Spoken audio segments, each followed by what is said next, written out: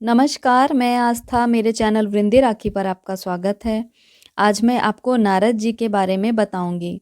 नारद जी को तो सब जानते हैं, परंतु ये बहुत कम लोग जानते हैं कि नारद जी एक गंधर्व थे, दासी पुत्र थे। ये तो हम सब जानते हैं, नारद जी पूर्व जन्म में दासी पुत्र थे, पर उससे पहले वह गंधर्व थे।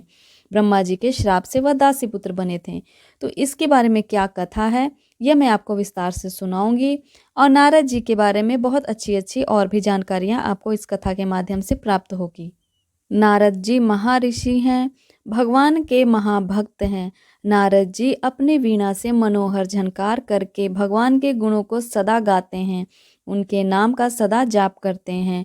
नारद जी जो भी करते हैं उनकी सभी चेष्टाओं में भगवान की इच्छा होती है। परंतु सबसे पहले नारद जी उपबरहण नाम के गंधर्व थे, बड़े ही सुंदर थे शरीर से, और उन्हें अपने रूप का गर्व भी था। एक बार भगवान ब्रह्मा के यहाँ सभी गंधर्वों और किन्नर आदि को बुलाया गया। भगवान के गुणों का गान और कीर्तन आदि के लिए सब एकत्र हुए, परंतु वहाँ पर उपबरहण यानी कि नारद जी जो गंधर्व के रूप में थे, वे बहुत सुंदर सुंदर स्त्रियों के साथ वहाँ पर आए। जहाँ भगवान के गुणों को गाकर मंगलमय गुणों से अपने को भी दूसरों को भी पवित्र करना चाहिए, वहाँ पर उपबरहण गंधर्व ने श्रृंगार रस में अपना मन लगाया और भांति भांति के कामियों की तरह चटक मटक करने लगे। ब्रह्मा जी उनका यह प्रमाद और उनका यह अपराध देखकर शूद्र योनि में जन्म लेने का श्राप दे दिया।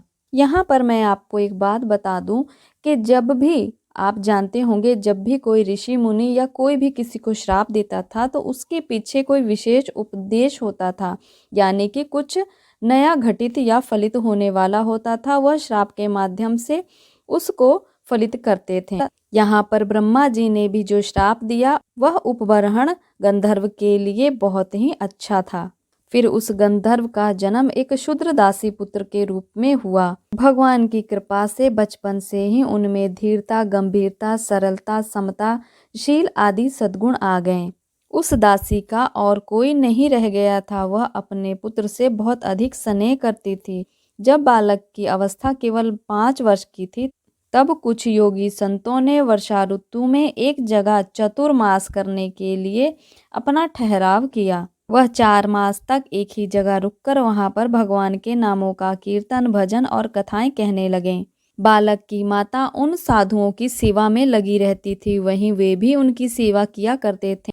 स्वयं नारद जी ने यह बात भगवान व्यास से कहा। व्यास जी, उस समय मैं बहुत ही छोटा था, फिर भी मुझ में चंचलता नहीं थी।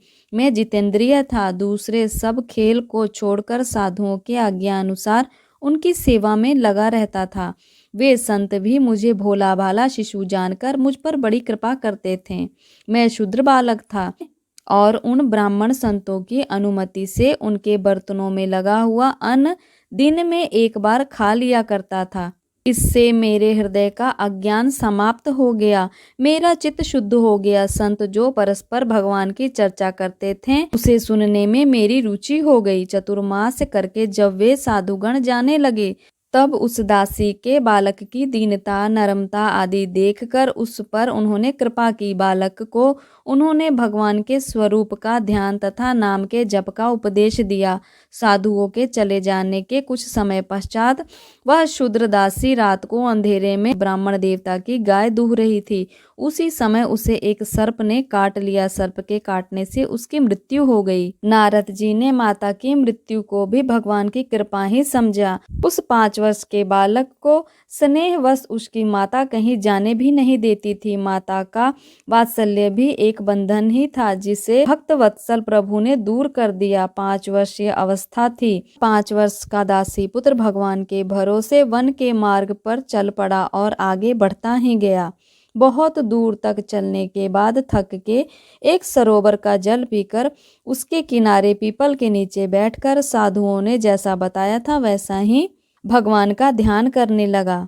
ध्यान करते करते भगवान की एक हल्की सी झांकी बिजली की तरह उसके हृदय में आकर चली गई। अब उस झांकी को दोबारा देखने के लिए वह बालक बड़ा ही व्याकुल होने लगा। उसकी व्याकुलता को देखकर आकाशवाणी हुई। आकाशवाणी ने आश्वासन देते हुए बतलाया, इस जन्म में तुम मुझे नहीं देख सकते। जिनका चित्त पूर्णतः निर्मल नहीं है वे मेरे दर्शन के अधिकारी नहीं है। यह झांकी मैंने तुम्हें कृपा करके इसलिए दिखाई है कि इसके दर्शन से तुम्हारा चित्त मुझ में लग जाए। नारद जी ने इस बात को सुना और अपना मस्तक भगवान के चरणों में धरती पर लगाकर उन्हें प्रणाम किया और संसार में भगवान के गुणों को गाते हुए पृथ्वी पर घूमने लगे। समय आने पर वह शरीर छूट गया।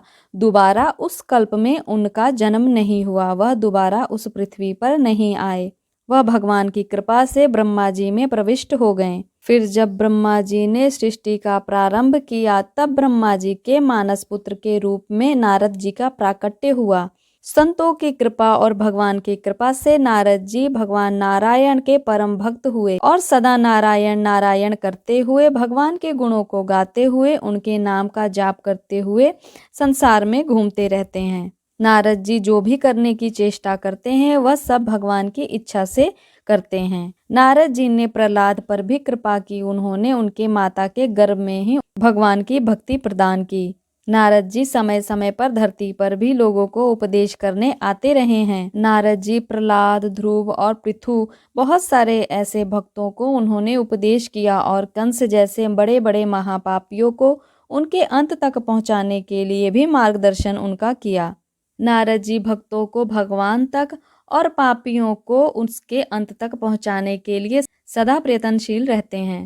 इसी प्रकार नारद जी की जितनी चर्चा ग्रंथों में की गई है उतनी करने के लिए हमारे पास और सुनने के लिए भी समय नहीं है।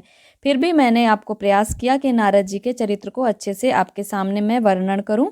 तो ये मैंने आपको बताया कि किस प्रकार नारद जी सबसे पहले गंधर्व थे, फिर दासी पुत्र हुए, फिर भगवान की कृपा से शिरोमणि महर्षि नारद हुए।